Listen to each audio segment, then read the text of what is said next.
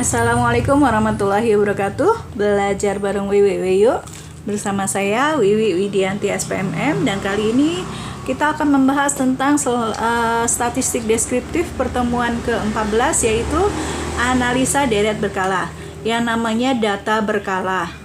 Analisa data berkala ya. Data berkala itu adalah data time series berkala, dikumpulkan dari waktu ke waktu. Nah, di sini contohnya adalah suatu perkembangan produksi, perkembangan harga, perkembangan hasil penjualan, dan lain-lain.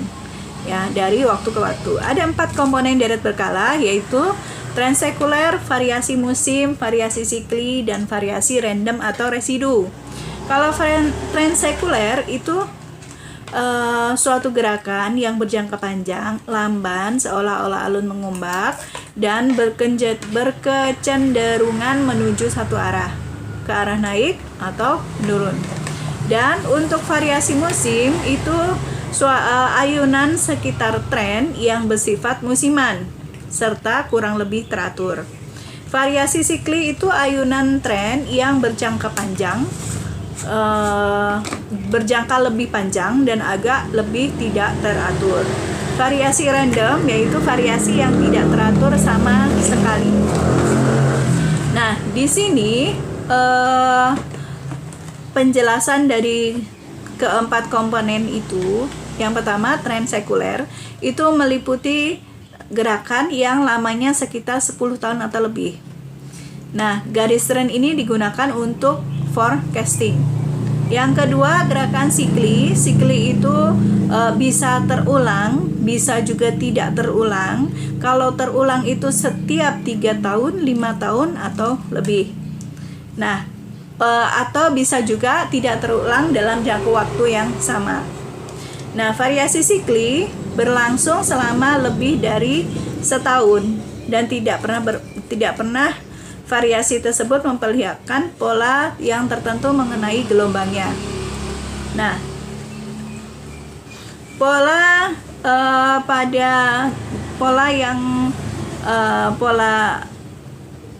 gelombangnya, atau ada fase, bukan pola ya, fase.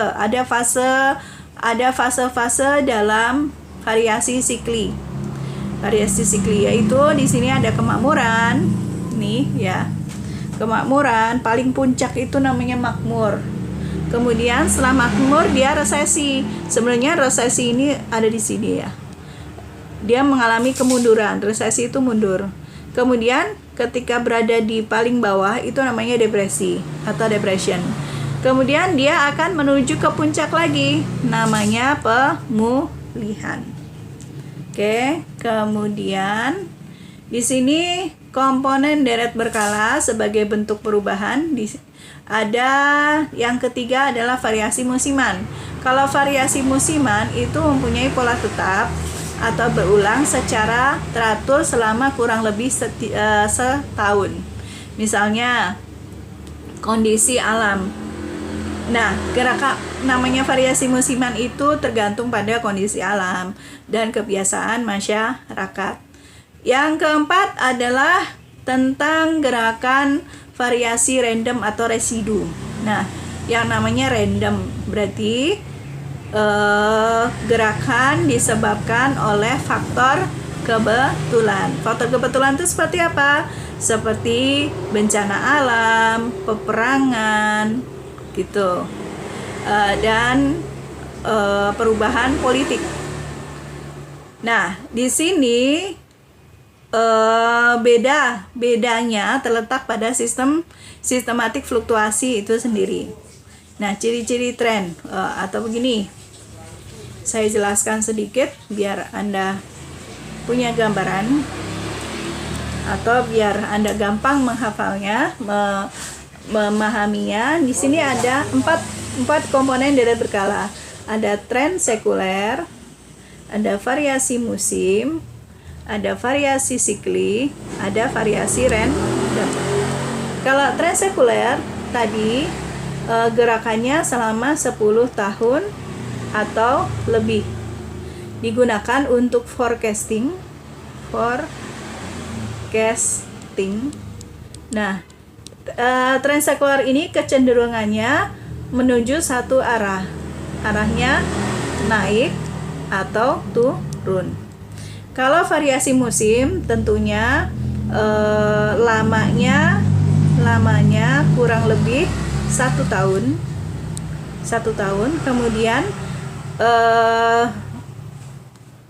Kemudian variasi musim ini tergantung pada faktor alam, faktor kondisi alam. Kemudian kondisi alam tuh misalnya sinar matahari dan sebagainya, angin dan sebagainya. Nah, kemudian bisa juga karena faktor adat istiadat. Nah, kata kunci pada variasi musim itu adalah tiap. Nih ya, tiap. Misalnya, tiap pagi jam 8 keadaan jalan di depan Margonda ke arah Jakarta macet, selalu macet. Ada tiapnya. Tiap lebaran selalu ada ketupat. Tiap lebaran selalu ada nastar. Nah, itu variasi musim. Kalau variasi sikli itu bisa berulang. Berulangnya itu 3, 5 atau lebih tahun. Bisa juga tidak berulang selama tahun itu. Nah, variasi sikli namanya sikli itu ada siklusnya. Siklusnya seperti gelombang. Di sini ada yang paling atas adalah kemakmuran. Nah, setelah dia mencapai tren yang paling tinggi, ya makmur, dia akan menurun. Trennya akan menurun. Nah, kalau dia menurun itu namanya resesi atau kemunduran. Nah, setelah dia mencapai titik paling akhir, paling bawah, itu namanya depresi. Nah, setelah depresi dia akan naik lagi. Nah, menjadi namanya recovery atau pemulihan. Itu aja. Contohnya apa? Contohnya itu model baju, model fashion.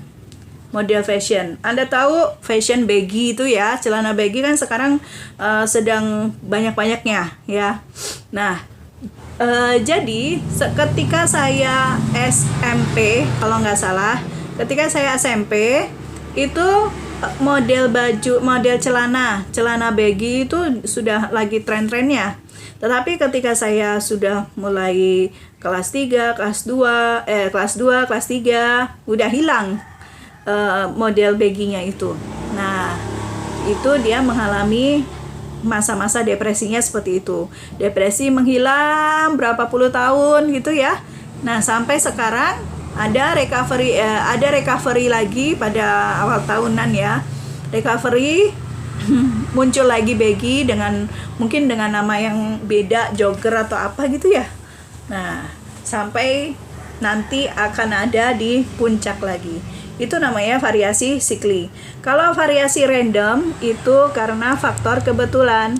Kebetulannya kenapa? Karena bencana alam, gempa bumi, perubahan politik.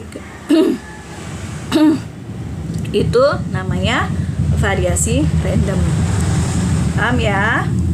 Oke, sekarang apa ya? Ciri-ciri tren sekuler. Ciri-ciri tren sekuler adalah gerakan pada deret berkala yang berjangka panjang, lamban, kecenderungan menuju satu arah, menaik atau menurun. Umumnya meliputi gerakan yang lamanya 10 tahun atau lebih. Tren digunakan dalam melakukan peramalan atau forecasting. Jadi metode untuk tren sekuler ini biasanya dipakai adalah metode semi-average dan metode least square. Apa itu? Kita bahas satu-satu ya. Ini agak panjang. Jadi metode semi-average itu namanya metode setengah rata-rata. Semi itu adalah setengah. Semi itu setengah kan? Sebentar. Sebentar ya. Nah, semi itu setengah, average itu rata-rata, berarti setengah rata-rata.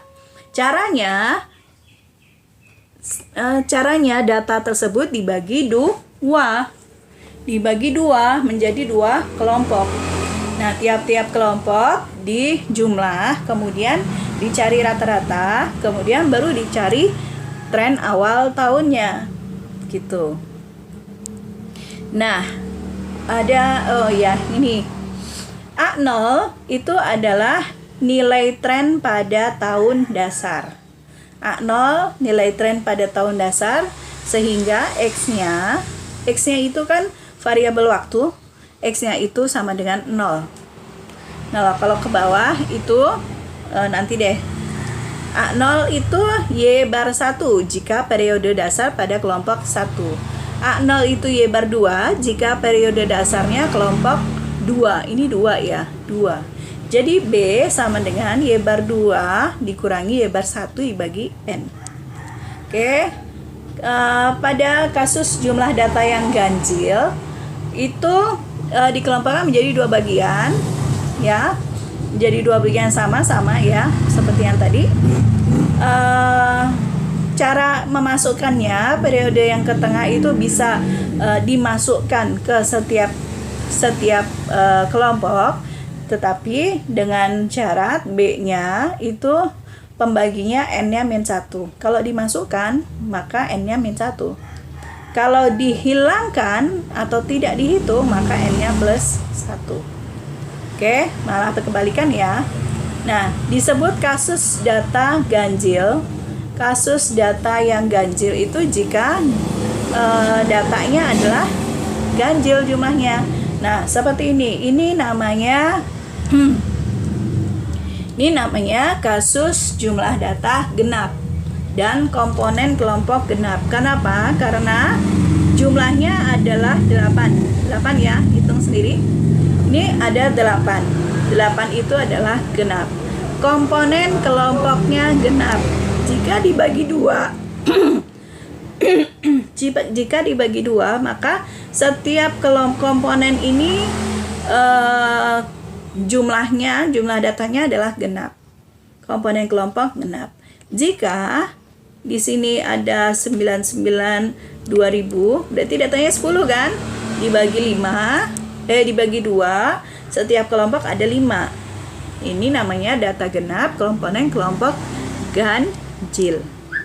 Nah, disebut ganjil, jumlah data ganjil itu jika di sini ada 99 misalnya. 99. Maka data tertengahnya mana? 1 2 3 4. 1 2 3 4. Nih, 95 ya, data 95. Maka pengerjaannya 192 ini bisa diikutkan ke sini. Nanti berarti pembaginya adalah 5 ya. Di sini juga pembaginya adalah 5. Tetapi bisa juga nanti B-nya kalau ditambahkan B-nya N-1 ya. B-nya dibagi N-1. Kalau yang bawah juga dibagi 5 N-1. Nah, kalau yang kedua itu dihilangkan. Yang 5 ini tidak dimasukkan ke atas maupun ke bawah. Maka nanti B-nya sama dengan Y bar 2 min Y bar 1 dibagi N plus 1. Oke, sekarang kita akan mengerjakan yang ini dulu. Nah, caranya dibagi 2, dijumlah, di total, kemudian yang ini misalnya di sini adalah A, di sini B, maka ini adalah A dibagi N. N-nya berapa? N-nya adalah 4. Jumlahnya 4 kan? Ini B dibagi 4. Oke, nanti tren awal tahun itu ada rumusnya Y sama dengan A0 plus BX. A0 itu adalah tren awal tahun pada periode dasar. Jadi soal ini kurang lengkap. karena belum menjelaskan tentang periode dasarnya itu yang mana. Oke, saya memakai periode dasar yang 93. Berarti nanti A0-nya berapa? A0-nya adalah Y bar 1 karena berada di kelompok 1. Setelah saya hitung di sini ada Y bar 1-nya 149,5. Di sini 202 kalau nggak salah. Ya. Jadi rumus tren awal tahunnya menjadi Y, ganti ya, Y sama dengan A0-nya 149,5 ditambah, nah B-nya itu rumusnya kan Y bar 2 dikurangi Y bar 1 dibagi N. N-nya adalah 4. Hasilnya 13,125. 13,125. X, jangan lupa X-nya. Nah, ini rumus dari tren awal tahun. Sehingga tadi kan tren awal tahunnya di 1993. 1993. Maka di sini tren awal tahunnya adalah 149,5, yaitu Y bar 1. Y bar 1 itu sama dengan A0.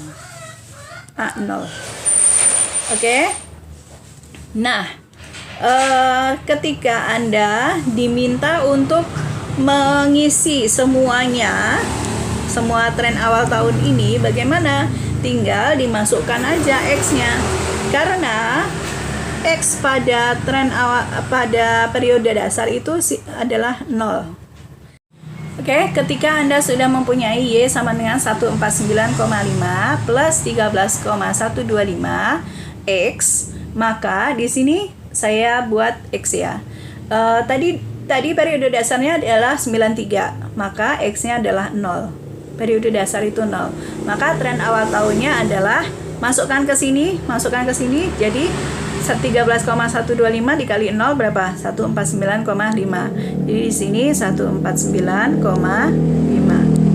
Nah, untuk mengisi yang tren awal tahun 94, maka di sini ada X-nya 1. Kalau ke bawah 1, 2, 3, 4, 5 positif. Kalau yang lalu-lalu ke atas itu negatif, min 1, min 2 itu ya. Sehingga dimasukkan ke X, masukkan ke 2, masukkan ke X, 3 masukkan ke X, dan seterusnya. Tetapi ada yang ketika Anda diminta untuk mengisi seluruhnya, seluruh tren awal tahun, lebih gampang jika Anda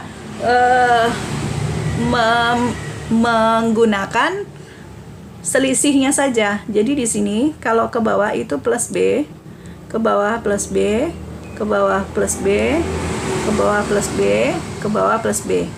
Kalau ke atas itu minus, min B, min B. Pasti deh, coba diisi semuanya, kemudian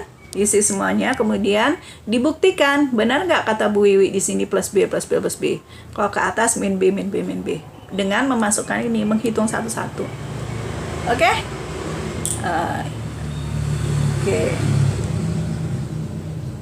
Oke, sekarang untuk metode moving average atau rata-rata bergerak. Ada dua, rata-rata bergerak sederhana, rata-rata bergerak sederhana, dan rata-rata bergerak tertimbang. Apa itu rata-rata bergerak sederhana? Itu metodenya digunakan untuk meratakan daerah berkala yang bergelombang. Jadi, ketika Anda mempunyai data yang fluktuatifnya tajam sekali, maka dia harus dicari rata-rata bergeraknya. Bisa per 3 tahun, bisa per 4 tahun, bisa per 5 tahun. Prosedurnya menjumlahkan data rata selama 3 tahun berturut-turut, hasilnya letakkan di tengah-tengah, kemudian bagi dengan banyaknya tahun tersebut untuk mencari nilai rata-rata hitungnya. Jumlahkan data berikutnya selama 3 tahun. Nah, ini begini. Kalau tertimbang itu ada timbangannya, yaitu koefisien binomial. Koefisien binomial. Apa sih Bu? Sebentar. Gini. Ini contohnya rata-rata bergerak selama 3 tahun. Ini fluktuatif kan? Dari 3. Nih ya, saya tulis 1, 2, 3, 4, 5, 6, 7, 8, 9, 10. Dari 3 tuh sini. 3 ke 9 misalnya ini. Ke 14, kemudian 12, kemudian 10, kemudian 11. Nah, ini tuh tajam sekali. Thread. Atau Anda menemukan data yang thread. Nih. Kan tajam sekali dari sini ke sini. Ya kan? Nah, maka dibuat metode menggunakan metode rata-rata bergerak. Bisa selama 3 tahun, bisa 2 tahun, bisa 4 tahun, bisa 5 tahun. Nah, begini caranya. Jumlahkan rata-rata bergerak selama 3 tahun. Ini 3179 ditambah 9311 ditambah 1489, letakkan di tengah-tengah. Misalnya A. Nah, kemudian bawahnya 9311 14 809 12257, letakkan di sini B. Kemudian 14809 12 257 10 238, letakkan di C. Begitu juga yang ini 12257 1 02538 11 111 letakkan di sini D. Nah, kalau yang ini Bu gimana? Nggak usah, karena nggak ada temennya 3-nya. Nah, jadi sudah ketemu A, B, C, D, maka tinggal dibagi A per 3, B per 3, C per 3, D per 3. Hanya itu saja. Kalau misalnya per 2 tahun bagaimana? Ya per 2. Di sini 3 yang 9495. Kemudian bawahnya 9596, di sini B 9697 dan seterusnya. Kalau 4 tahun ya 4 yang dibagi 1 2 4. Ini A. Di sini ini ya. 1 2 3 4, ini B. Kemudian mana lagi? Sini di C. Paham kan? Ntar tinggal dibagi. Kalau 4 tahun berarti di A dibagi 4 dan seterusnya. Paham kan? Nah, kalau misalnya memakai tertimbang, rata-rata tertimbang itu ada timbangannya. Timbangannya apa? Gini, Anda tahu rata-rata bertimbang. Anda tahu begini, ini timbangannya, koefisien binomial. Ini segitiganya Pascal. 1 1 1 1 2 1. Nah, 1 1 1 1 2 1. 2 dari mana? 2 dari 1 ditambah 1. Berarti ini 1. Berarti di sininya berapa? 1 ditambah 2 3. 2 ditambah 1 3. Di sini 1. Di sini 1. Pokoknya pinggirnya ada 1. Kalau ini berapa di sini? 4. 1 tambah 3. 3 tambah 3 6. 3 tambah 1 4. Di sini 1. Terusnya seperti itu. Nah, ini untuk apa? Untuk mencari timbangannya. Jadi di sini itu kalau per 1 tahun, Kalau posisi kedua per 2 tahun. Yang ketiga ini per 3 tahun. Yang ini per 4 tahun. Yang ke bawah per 5 tahun dan seterusnya. Oke? Udah paham ya? Nah, sekarang kita cari di sini. Jumlah bergerak tertimbang selama 3 tahun. Kalau 3 tahun berarti memakai 121 ya. Nah, jadi di sini penjumlahannya dikalikan dengan timbangannya. Nah, ini kan 1 3 1 7 9 1 179 dikali 1. Ditambah ini kan 9311 dikali 2. Timbangannya 2. Kan timbangannya 121. Kemudian yang ini 14809 dibagi 1. Hasilnya berapa? Hasilnya A. Letakkan di tengah A. Begitu juga ini 9311 dikali 1 plus 14809 dikali 2 plus 12257 dikali 1. Hasilnya B. Dan seterusnya. Nanti timbangannya rata-rata bergerak tertimbangnya per 3 tahun bagaimana? Dibagi berapa? Dibagi 3 kah? Tidak. Dibagi dengan jumlah timbangannya. Jumlah timbangannya berapa? 1 plus 2 plus 1. Berarti bagi 4. Paham ya? Oke. Nah, terus apa lagi nih? Metode least square. Least square atau kuadrat terkecil itu metode yang paling sering digunakan karena perhitungannya lebih teliti. Jadi, ingat aja ya, persamaan persamaan trennya itu Y sama dengan A0 plus BX. A sama dengan E sigma Y dibagi N. Oh iya, sebelumnya saya akan menjelaskan bahwa metode moving average itu bukan salah satu metode tren. Ya, bukan metode tren. Metode tren itu menggunakan dua metode, yaitu metode semi average dan metode least square. Hanya itu saja. Kalau yang ini hanya meratakan data yang bergelombang. Oke, ingat jangan terkecoh.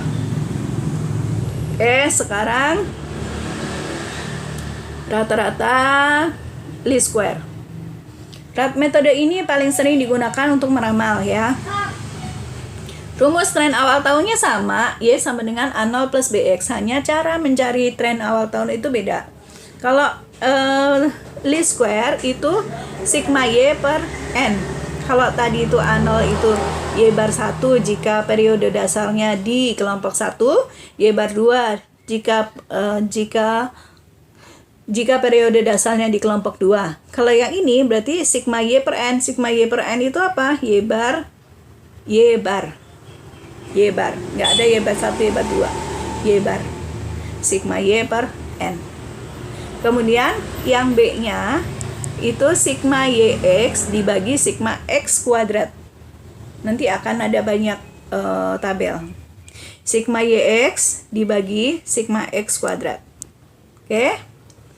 Untuk melakukan penghitungan, maka diperlukan nilai tertentu pada variabel waktu X, sehingga jumlah nilai variabel waktu adalah 0 atau sigma X sama dengan 0. Apa sih itu? Nanti ya. Untuk N ganjil, maka N-nya 2K plus 1, XK plus 1 sama dengan 0. Jadi ini maksudnya data yang di tertengahnya itu 0.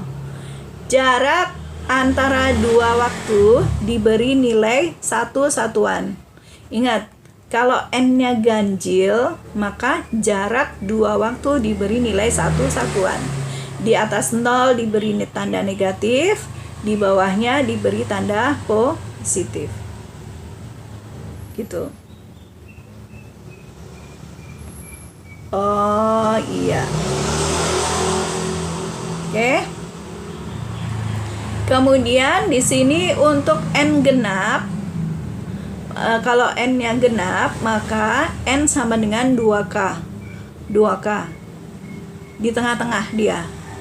Jarak antara dua waktu diberi nilai 2 satuan. Di atas 0 diberi tanda negatif, di bawahnya diberi tanda positif. Oke. Kemudian di sini tentukanlah persamaan tren. Nah, ini dia. Ini dia. Pertama-tama Anda mencari rumusnya harus tahu dulu. Y0 sama dengan A plus BX. Ini rumus tren awal tahun. Ya, tren awal tahun. Nah, X itu berada di tengah-tengah. Kalau tadi semi average itu yang lebih gampangnya kalau datanya genap. Kalau yang ini datanya ganjil. Yang di tengah-tengah yang mana? Tuh 2, 3, 4, 5, 6, 7. Ganjil kan? Yang di tengah-tengah adalah 95. Berarti di sininya 0,95-nya. Nah, karena di sini datanya ganjil, maka ke bawahnya itu plus 1, 2, 3. Yang ke atas min 1, min 2, min 3. Tinggal dimasukkan sigma YX-nya berapa? X kuadratnya berapa? Berarti YX min 3 dikali 42, 117. Ketemu ini. Min 2 dikali 43, 808 di sini dan seterusnya. X kuadrat itu adalah min 3 kuadrat, 9. Min 2 kuadrat, 4. Min 1 kuadrat, 1, 0. 1, 4, 9. Nah, nanti dijumlah sigmanya. Dijumlah menjadi sigma X kuadrat. Di sini jumlah menjadi sigma YX. Nah, tren awal tahun tinggal dimasukkan ke rumusnya. A0, A itu adalah berapa? Y bar, sigma Y dibagi N. N-nya berapa? 7. Berarti sigma Y dibagi 7. Mana? Di sini harus ada sigma Y. Nanti Anda masukkan nih, X-nya sudah ada kan? Masukkan ke sini. A-nya udah ketemu. B-nya tadi bagaimana? B-nya tadi sudah ada kan? Nih, B. Mana B? Nah, B itu sama dengan sigma YX dibagi sigma X kuadrat. Gitu ya. Nanti masukkan ke sini. Oke, coba deh. Anda lihat di sini. Di pause. Anda lihat di sini, pause. Latihan soal aja, nih, pause. Ini latihan soal, pause. Ini latihan soal, pause. Oke. Hari ini cukup sekian ya penjelasan tentang pertemuan ke-14. Semoga Anda bisa memahaminya. Oke, wassalamualaikum warahmatullahi wabarakatuh.